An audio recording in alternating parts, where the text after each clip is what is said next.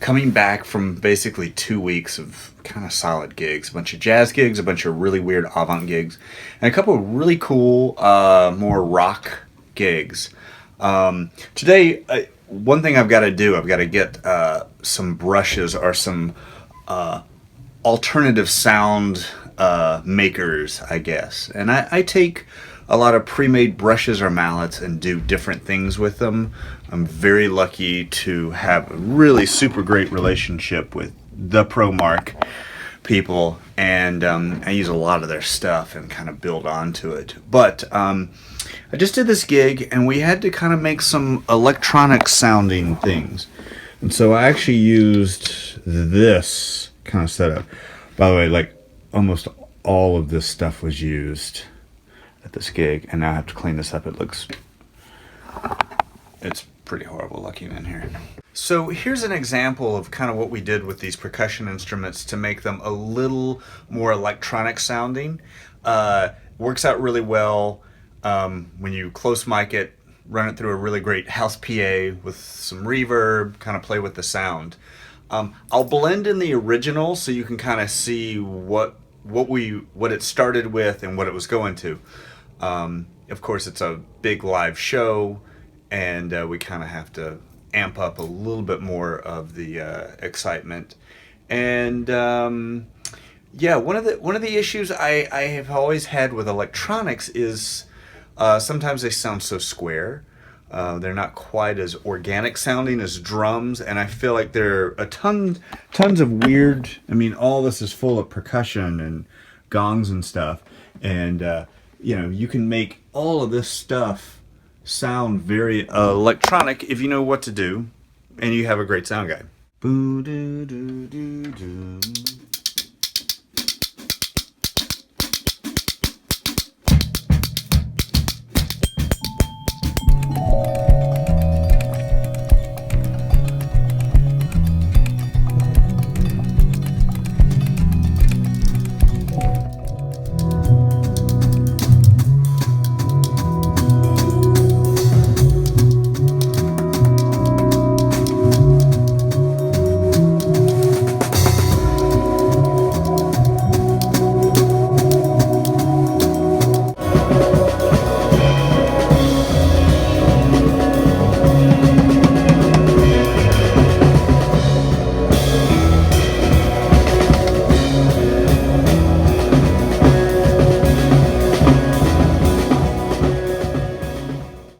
I think I actually used every item in Diodario / ProMark's brush / hot rod / a broomstick category. I think I used a lot of weird stuff, but a lot of it I made.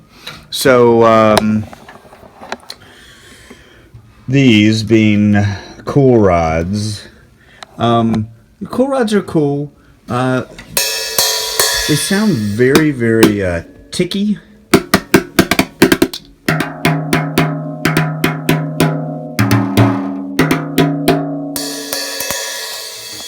And that's great if you've got to like be super quiet at your house. But it doesn't sound always great, especially for live gigs. So I have done this. I cut it off. I like it open, so you get a little bit more of a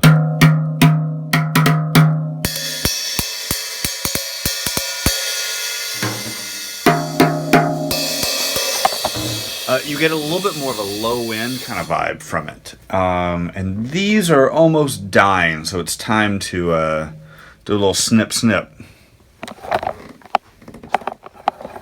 By the way, this also works out. I got this idea from using this forever, and then when it broke down, like down here after ages, I basically cut through there, pulled that off, and then I had a shorter stick, and then when it feathers out like this, you actually get a lot more low end. I also attach a little shaker to the top of this, which is really nice. The other thing I really like about this, I feel like the shorter stick actually is easier to play. You get a little bit more rebound. Anyways, I gotta have this for a reason, and then I'm gonna put a jingle or a shaker on there. But I'm just gonna cut this down.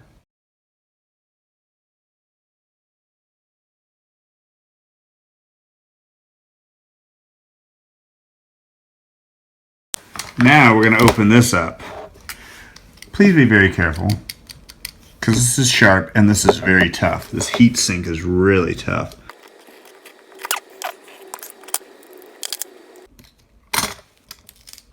Here we go. Woo! And then it's just duct tape. But it's actually that like really good duct tape.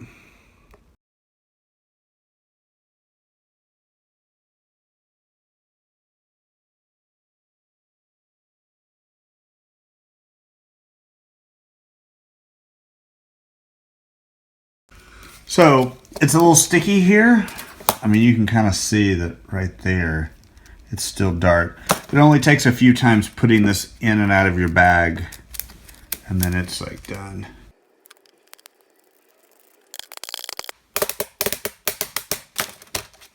Oh, there we have it.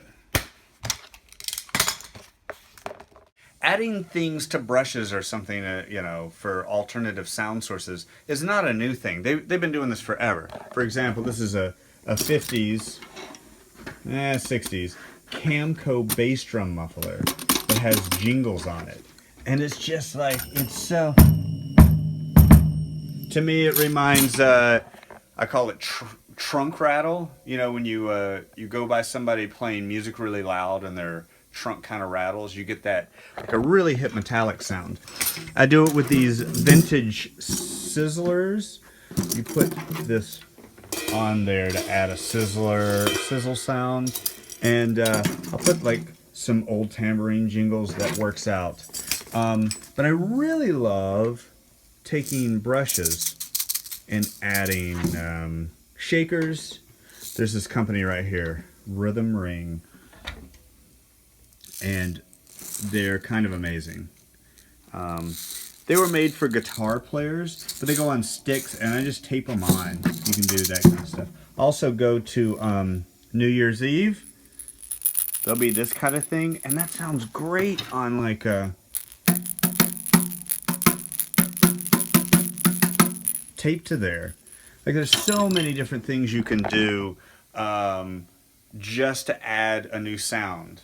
Or tape a stick to this, or you know, I mean, like, you know, this has been done forever.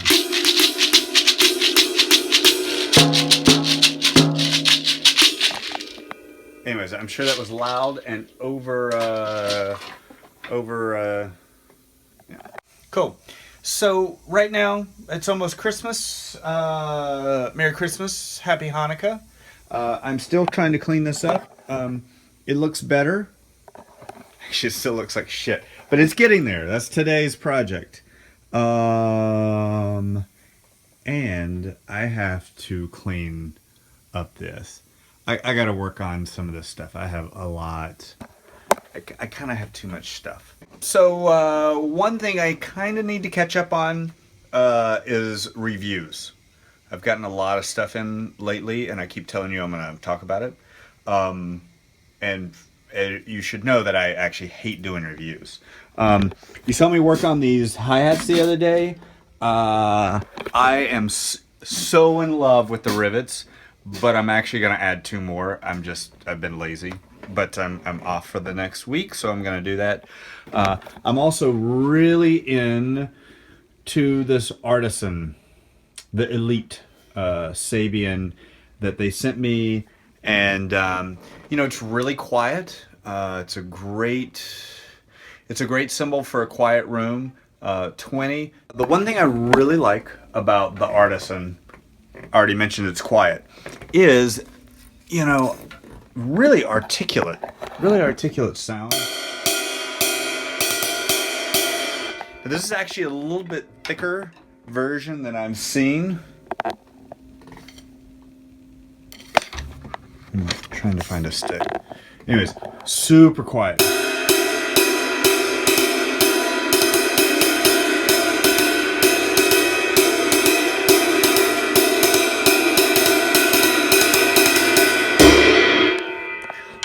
I like that you can, I mean, it's like any of these thinner, kind of more jazz cymbals. You can bash them. They don't really get up too much, where some of my other cymbals are a little more brilliant sounding and they can get away from you. I'm looking for stuff kind of in the middle.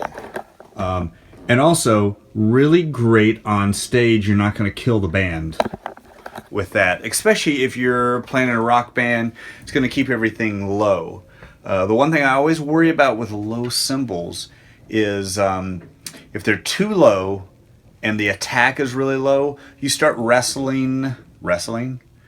Yeah, you start wrestling in the area where the bass is. It can really muddy up the sound. I think that drummers that love those warm, super low cymbals don't always know that that really low tick and really warm sounds beautiful to your ear, but in a band setting, it can really blend with the bass. It just gets really muddy. Another issue I have with the super low, really warm sounding cymbals, this is because I worked at a drum shop for 7 years, and we sold a lot of this stuff. They're not articulate past the stage. Once you get past the stage, 10 feet past the stage, especially if you're playing in a medium-sized room, the cymbal, usually you don't hear it because it gets so wrapped up in like warm whatever. And I think that you have to really be careful about cymbal sounds. So I'm really happy with this Artisan. Tick is high-pitched, the punch is really low, and it works out. But if I would say anything to younger drummers buying their first jazz cymbals, is maybe not go so low, just because it can be problematic.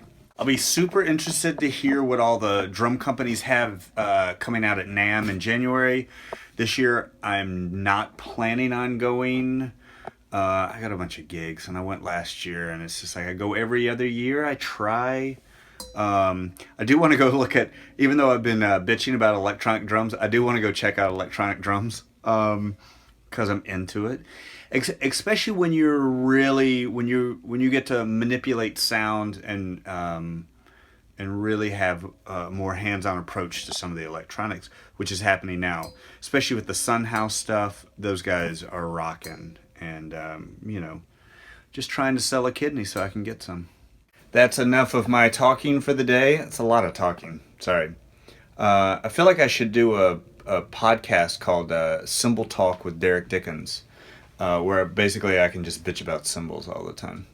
But no, I love cymbals. The next thing we're going to really do is I'm going to get down and dirty with this amazing drum that Bill over at CNC built me. It sounds like a Camco. Built very much to the old specs of Camco. I'm in love with it. I don't know why everybody doesn't know about this line that he does. Anyways, it's the holidays. Everybody be nice to everybody, please, for the love of God and humanity. And I will see you in about a week or so. Be good. Bye.